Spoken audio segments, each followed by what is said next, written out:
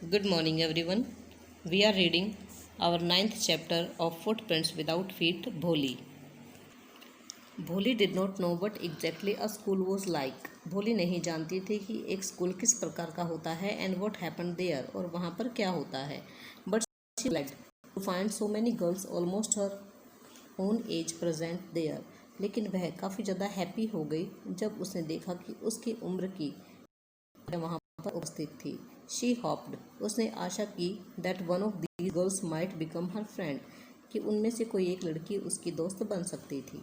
The lady teacher who was in the class, उस कक्षा में जो महिला अध्यापक थी, वो saying something to the girls, वह लड़कियों को कुछ कह रही थी. बट भोली कुड नॉट अंडरस्टैंड नथिंग, लेकिन भोली की समझ में कुछ भी नहीं आ रहा था.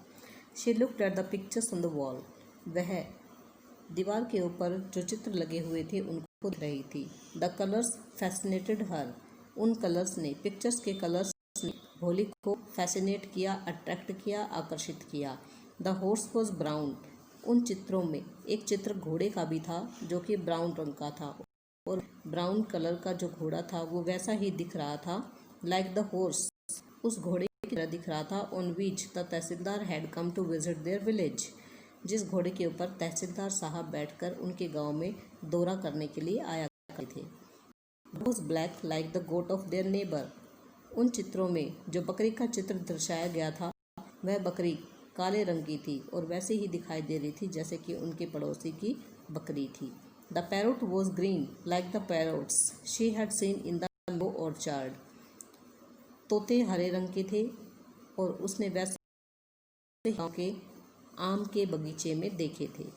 And the cow just Lakshmi, और जो गाय का चित्र था वह उनके घर में जो गाय थी ऐसा दिखाई दे रहा था. एंड सडनली भोली noticed was standing bye her side smiling at her, अचानक से भोली ने नोटिस किया टीचर थी, वह उसके पास में ही खड़ी हुई थी और उसकी तरफ देखकर मुस्कुरा रही थी. What's your name little one, छोटी लड़की तुम्हारा नाम क्या है. भो भो भो भो, she could not stammer no further than that, वह इससे ज़्यादा हकलाकर नहीं बोल पाई.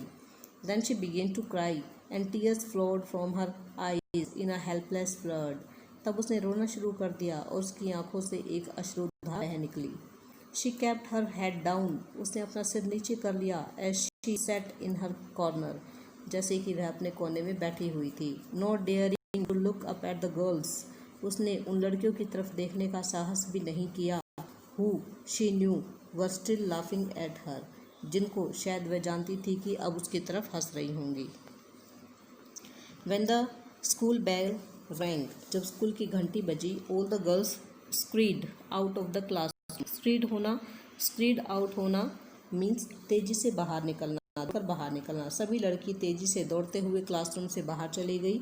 बट भोली dared not leave her corner, लेकिन भोली की इतनी हिम्मत नहीं हुई कि वह अपने कोने से उठकर वहाँ से. हर हेड स्टिल लोवर्ड, उसका सिर अब भी नीचे था. शी केप्ट ऑन सॉबिंग, और वह लगातार सुबकियाँ ले रही थी.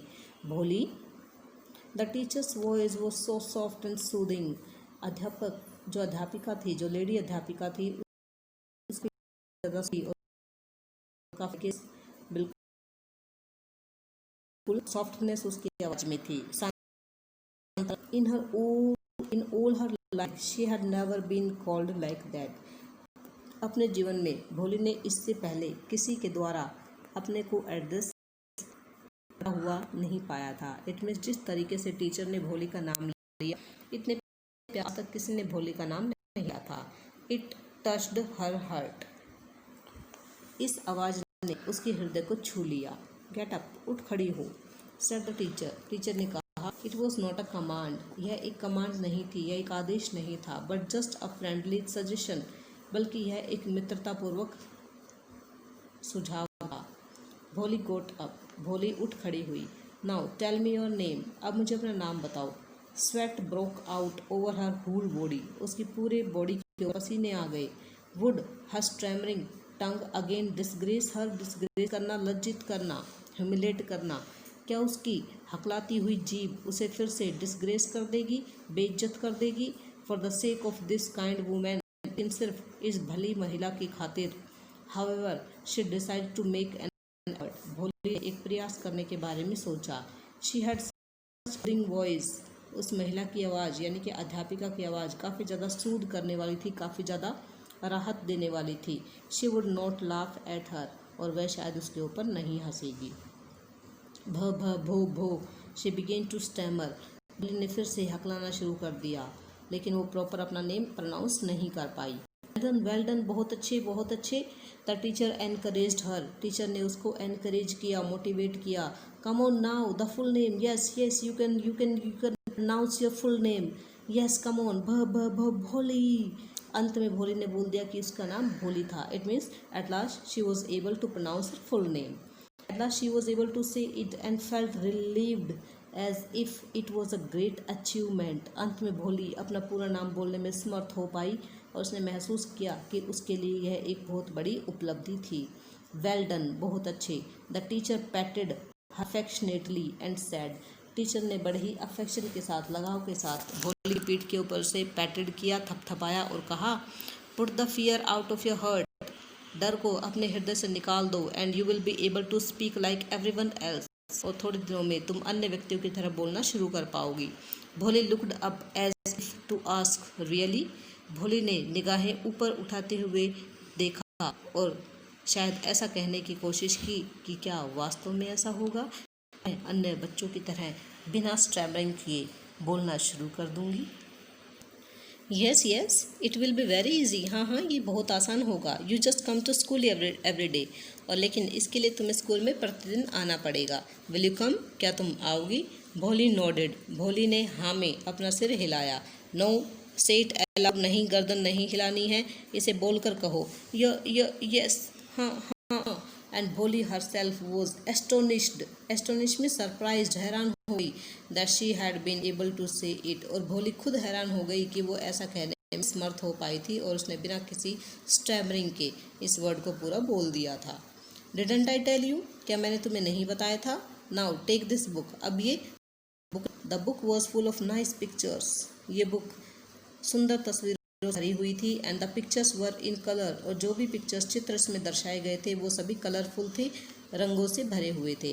Dog, cat, goat, horse, parrot, tiger and cow just like Lakshmi, सभी एनिमल्स के चित्र इसमें दर्शाए गए, पक्षियों के चित्र इसमें दर्शाए गए थे, और एक काउ भी दर्शाई गई थी जो कि भोली की गाय लक्ष्मी की तरह दिखाई देती थी। And with every picture was a word in big black letters, और हर चित्र के नीचे एक काले अक्षरों में, बड़े बड़े काले काले अक्षरों में कुछ वर्ड भी लिखे हुए थे, कुछ शब्द भी लिखे हुए थे।